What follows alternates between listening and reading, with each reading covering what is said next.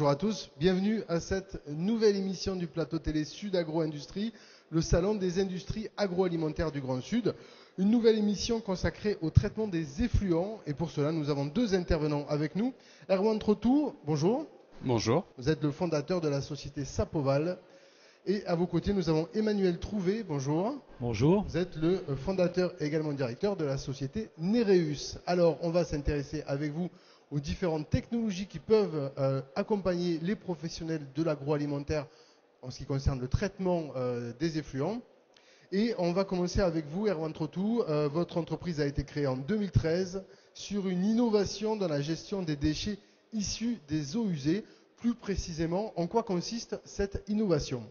Alors, on a développé effectivement un procédé de saponification des déchets gras issus des eaux usées.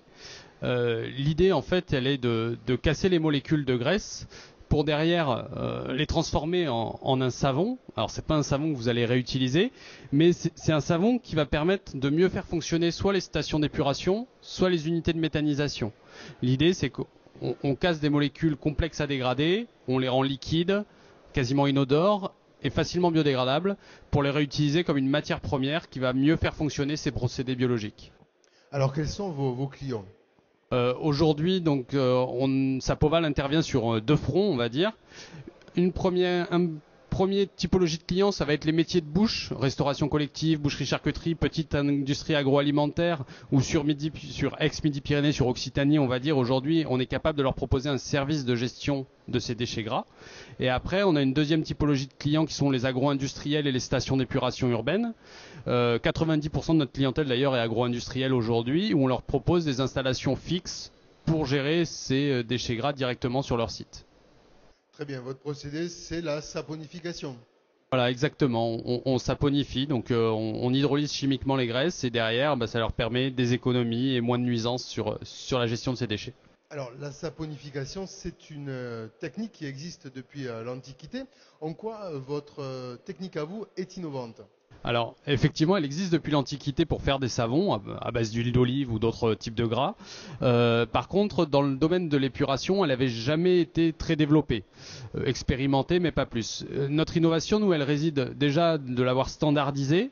Premièrement, de l'avoir mis sur une unité mobile et de l'avoir automatisé, puis d'avoir transféré cette technologie à une bien plus grande échelle pour l'installer sur des unités agro-industrielles, tout en gardant cette automatisation pour avoir à la fois un fonctionnement simplifié et des coûts de fonctionnement très maîtrisés. Donc vous êtes dans la portabilité de cette technologie en quelque sorte. Exactement. Alors à vos côtés, nous avons Emmanuel Trouvé. Je rappelle que vous êtes le directeur fondateur de la société Nereus et vous êtes dans le tri des effluents liquides, c'est-à-dire ? Après avoir pendant plusieurs décennies progressé dans le tri des déchets solides, il est temps de progresser dans le tri des déchets liquides. En ce qui nous concerne, ce tri consiste tout simplement par des séparations physiques et filtrations physiques successives à récupérer en premier lieu toute l'eau qui est contenue dans les effluents et ensuite de recueillir d'autres ingrédients comme par exemple du phosphore ou d'autres éléments fertilisants. Alors comment ça fonctionne ? Vous triez les liquides, mais comment vous faites ? Eh bien, les liquides passent en premier lieu sur un tamisage pour récupérer séparément une partie solide et une partie liquide.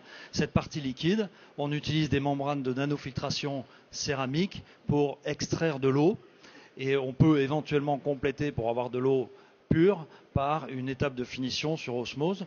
Et tout ça, la nouveauté, c'est qu'on le fait avec 5 fois moins d'énergie que toutes ces technologies auparavant. Alors de la nanofiltration avec le disque solide que vous avez là, ça veut dire que finalement l'eau passe à travers, mais pas tous les effluents qui peuvent être dans l'eau, quoi. En ayant effectivement des pores, des trous dans la membrane de nanofiltration si petits, quelques nanomètres, ça permet de retenir aussi bien les bactéries, les virus, les prions et d'autres micro-organismes, et ça permet de retenir la plupart des micropolluants et donc de recueillir pratiquement de l'eau pure. Attention, vous ne faites pas de traitement des eaux usées. Non, on fait beaucoup plus simple. On commence d'abord par trier et effectivement, c'est sur une ultime fraction concentrée qu'on peut, à ce moment-là, dans des beaucoup plus petits volumes, se consacrer au traitement pour les dernières molécules qui sont difficiles à éliminer. Emmanuel Trouvé, quels sont vos clients? Alors on retrouve les producteurs de biogaz, dont on trie les digestats, les éleveurs, dont on trie les lisiers, et les industries agroalimentaires, dont on trie les effluents, en cherchant à chaque fois le plus possible à récupérer sur le site l'eau et les ingrédients d'intérêt pour le site. Alors, on a parlé tout à l'heure des avantages de votre technologie, c'est notamment de pouvoir faire des économies d'énergie, c'est bien ça? Oui, pour le dire concrètement, lorsqu'on reçoit de l'eau chaude à l'issue des différents nettoyages et que grâce à cette membrane céramique, on peut recycler de l'eau encore chaude, eh bien, on récupère en même temps l'eau et de l'énergie, et donc on fait des économies aussi sur l'énergie. Très bien. Alors, messieurs, vous êtes donc des fournisseurs pour les entreprises agro-industrielles, les agroalimentaires.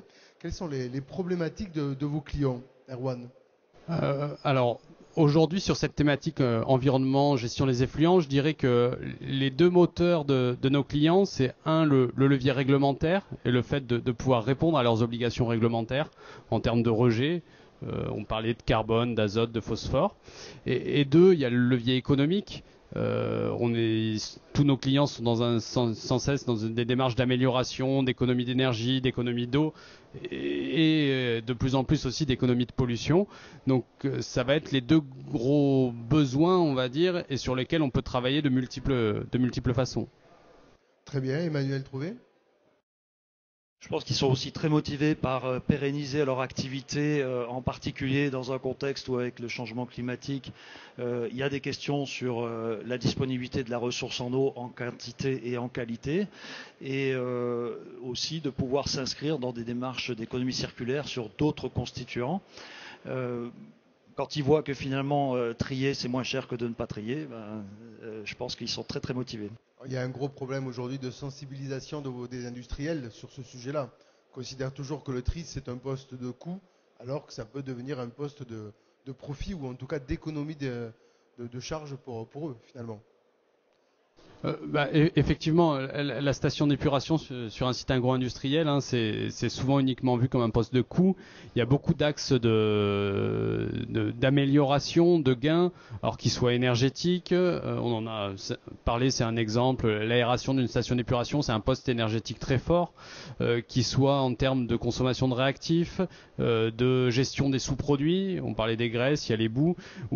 Aujourd'hui, voilà, il y a beaucoup de technologies innovantes. On a parlé un peu de la méthanisation, qui est aussi un système de valorisation énergétique de ces matières-là, qui permettent à l'industriel, qui n'est pas un traiteur d'eau, ça, on en est conscient, c'est pas son métier, mais de l'accompagner sur ces thématiques et de générer des économies, des gains environnementaux et une sécurisation de ça. Au final, parce que c'est ça l'objectif, c'est de sécuriser sa production et son activité principale, qui est la production agroalimentaire. Très bien, donc il ne faut pas qu'ils hésitent à venir vous demander conseil dans le traitement de leurs effluents et de leurs eaux usées. Messieurs, merci pour vos renseignements et évidemment on retrouve toutes les informations vous concernant sur les liens qui sont fournis avec cette émission vidéo. Merci à vous, à bientôt. Merci beaucoup. Merci beaucoup.